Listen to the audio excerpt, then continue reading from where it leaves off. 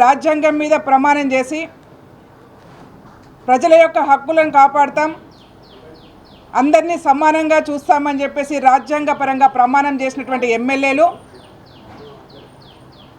సగం జనాభాలో సగభాగంగా ఉన్నటువంటి మహిళల్ని కించపరిచే విధంగా, అంటే తక్కువగా చేతగాని వాళ్ళుగా ముద్రించే ప్రయత్నం ఇవాళ ఎమ్మెల్యే గారు చేసిరు కాబట్టి వాళ్ళని డిస్క్వాలిఫై చేయాలని చెప్పేసి విజ్ఞప్తి చేయడం జరిగింది.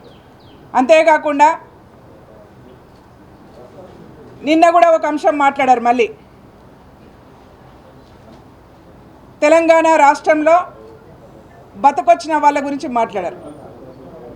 అసలు టీఆర్ఎస్ పార్టీ నాకు అర్థం కావట్లేదు, పాడి కౌశిక్ రెడ్డితో మాట్లాడిస్తుందా లేకపోతే కేసీఆర్ గారికి తెలియకుండా మాట్లాడుతున్నారా ఒకసారి చెప్పాలి.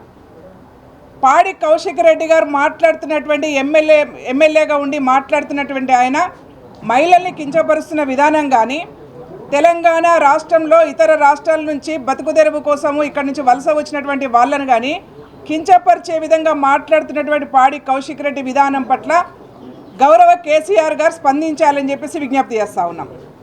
ఒకవేళ కేసీఆర్ కానీ హరీష్ రావు గారు కానీ ఈ విషయంలో స్పందించకపోతే వాళ్ళే మాట్లాడించినట్టుగా అనుకోవాల్సి వస్తుంది.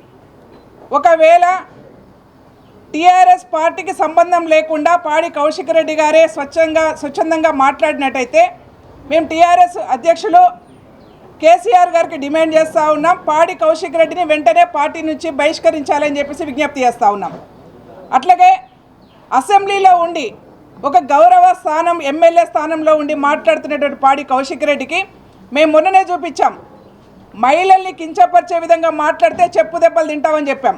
మేము మరొకసారి విజ్ఞప్తి చేస్తూ ఉన్నాం, హెచ్చరిక జారీ చేస్తూ ఉన్నాం టీఆర్ఎస్ పార్టీ నాయకులకు. ఒకరేమో బస్సులలో ఎక్కి క్యాబరే డ్యాన్సులు చేయండి అని చెప్పేసి మాట్లాడతారు, ఒకరేమో మహిళల్ని కించపరుస్తారు, ఒకరేమో మహిళలంటే చేతగాని వాళ్ళలాగా ముద్ర వేస్తారు.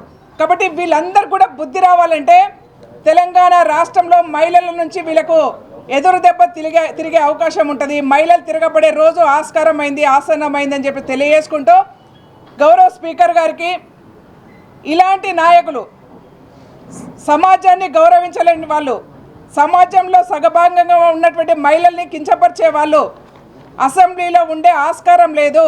కాబట్టి వీళ్ళని సస్పెండ్ చేయాలని చెప్పేసి డిమాండ్ చేస్తూ ఉన్నాం.